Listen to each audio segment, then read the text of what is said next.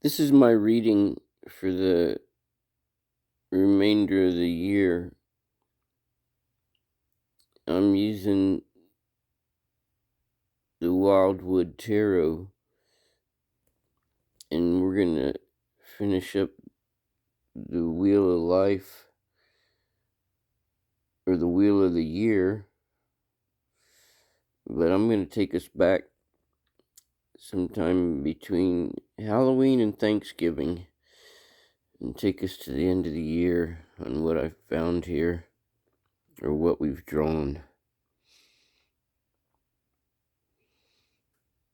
And it started with the Guardian.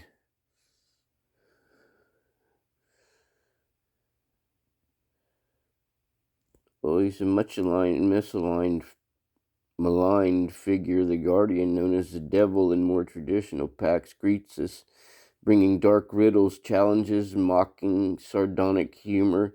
Some readers may find the concept of humor within this feared and demonized archetype to be out of place, but as one of many facets in the Guardian, failing to grapple with the quicksilver shape-shifting essence that the Guardian represents would be to allow the knowledge and wisdom he offers to be avoided. The concept of evil horned creatures haunting the night to steal our souls is completely out of place here, and is the product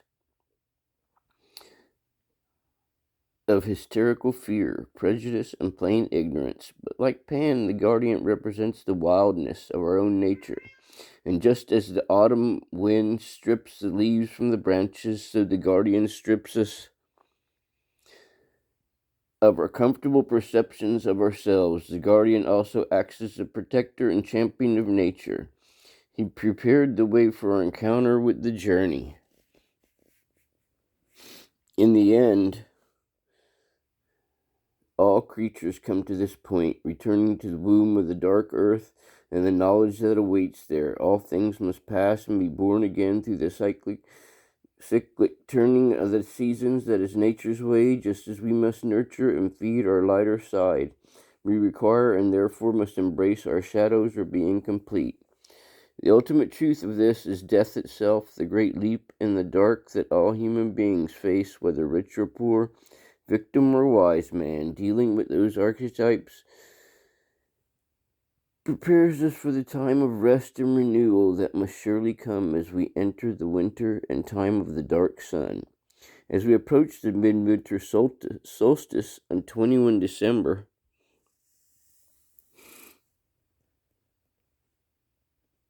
let us do so with a calm, thankful heart.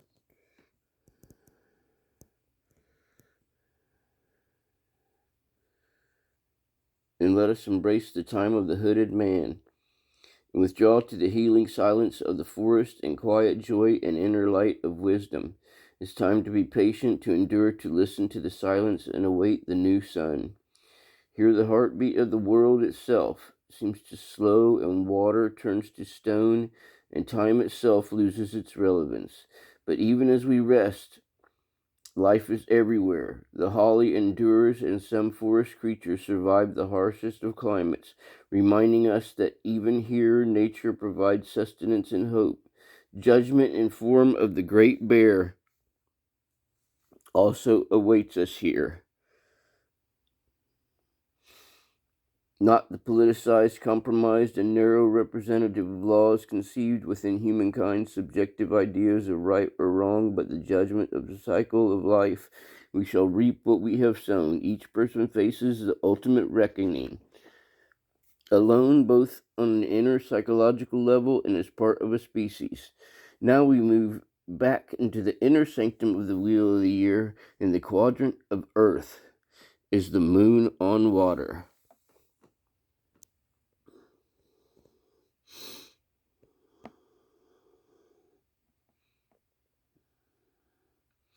Relating to the reflective, intuitive, hidden nature of initiation and enlightenment, the primal swamps of latent potential, and the source of regeneration, the dark of the moon is associated with the emotional aspects of our psyche. Its cycles are linked with the feminine principle. Also, the effect it has on the tides and the sea, again related to the intuitive and emotional spheres. These principles are not gender-based, but polaric frequencies of the human psyche, and not to be confused with sexual politics. In the quadrant of fire, we find the sun of life.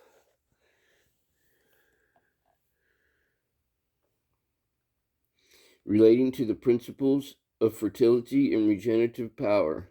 Much esoteric lore surrounds deities such as Balanos and Apollo, in the principle of guardianships, or in the stories of sacred kingship, all of which lie within the solar aspects of midsummer and the championship of sovereignty. So the male principle tends to be linked with the aspect of the sun. Although some aspects of the feminine still survive through the Green Woman and Rhiannon, the solar horse goddess of the Celts, the sun also relates to the higher or divine self, an illuminated, energized aspect of the shaman that deals with the ability to use energy from this primal source for healing and growth within humanity. Now we come to the shaman and the seer.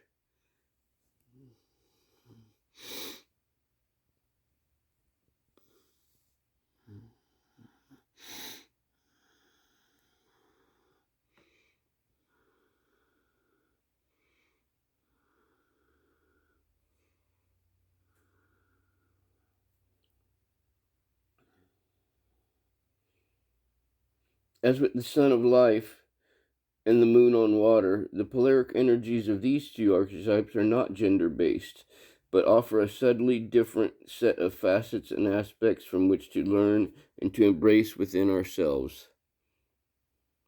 The shaman in the quadrant of air is related to the first warming enlightenment of spiritual sunrise felt in the heart. The shaman deals with the magic and mystery of life. Arrows of intellect and desire are his tools, and he understands and mediates justice within the natural cycle.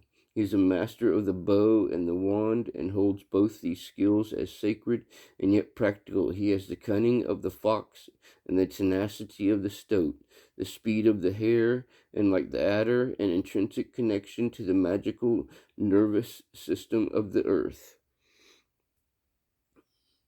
The seer lives in the visceral realm of emotion and intuition. She waits for the sunset and mediates the shining silver path of the moon on water.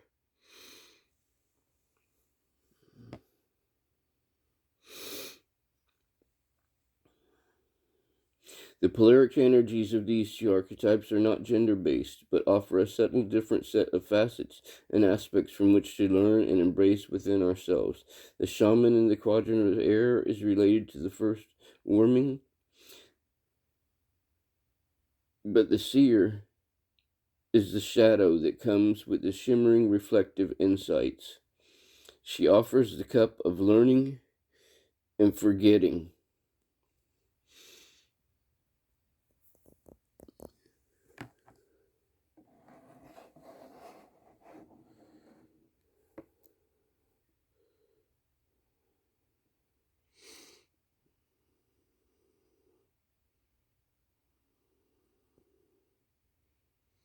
She bids you welcome in the coming velvet darkness.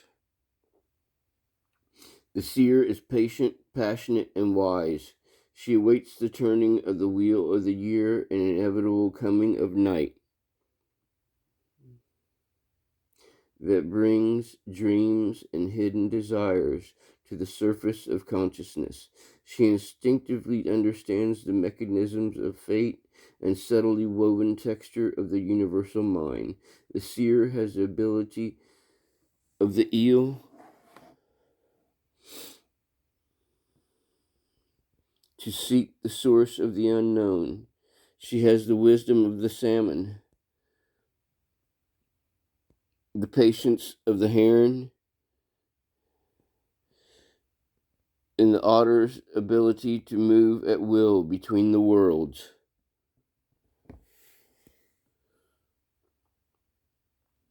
An understanding and an intimate relationship with both the shaman and the seer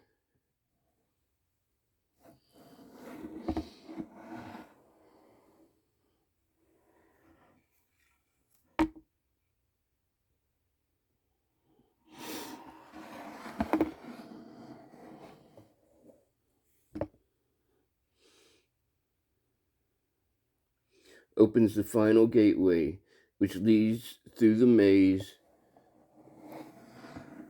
to the world tree.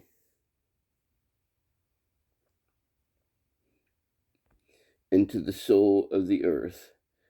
Entering the heart of the tree, we are connected to both the inner and universal mind and the outer reaches of the cosmic mysteries. Once the sacred inner divinity within you is whole and functioning, you will see how the universe folds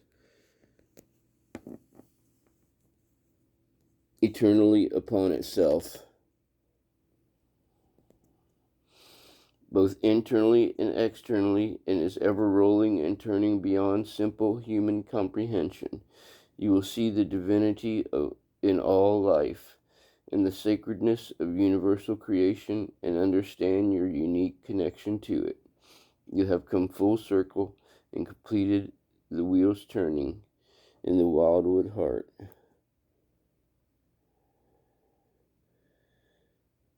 And that takes us through the year. And where you see yourself, and how I saw our family moving through the year, taking us throughout the rest of winter. Okay. I know it was a long one.